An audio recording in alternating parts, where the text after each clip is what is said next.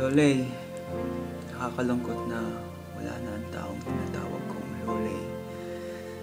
Taong mahalaga sa akin at tunay nagpahalaga sa akin simula nang ako'y maliit pa. Papatalo sa mga pinsan ko sa pwedeng sabihin about kay Lola. Madami akong pwedeng ikwento about kay Lola. Madami akong naalala pag naisip ko si Lola. Si Lolay, yun ang madalas kong tawag sa kanya. Super Lola, go, go, go sa lahat ng bagay.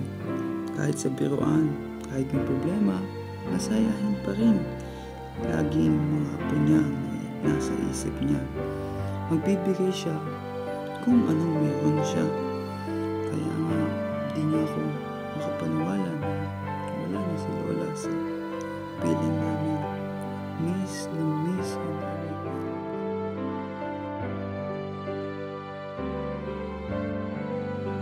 Kaming bonding moment si Lola.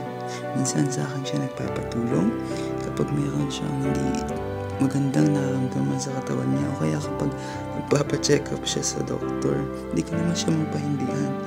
Kaya nga nakakalungkot nung wala ako sa tabi niya sa huling sandali ng kanyang buhay.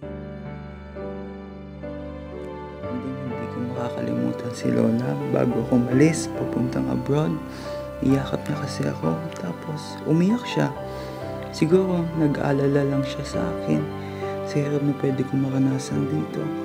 Or masaya siya sa wakas, makakapag-abroad na ako.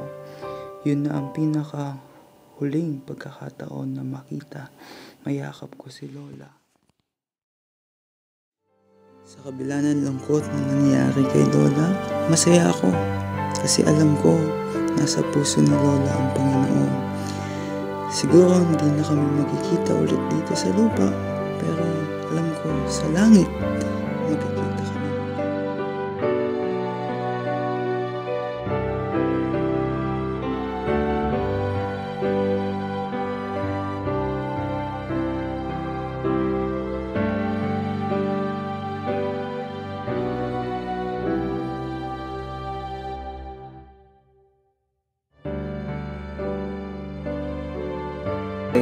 Alam kong hindi mo na naririnig to, pero gusto kong ipaalam sa lahat na mahal ka namin at miss ka na namin.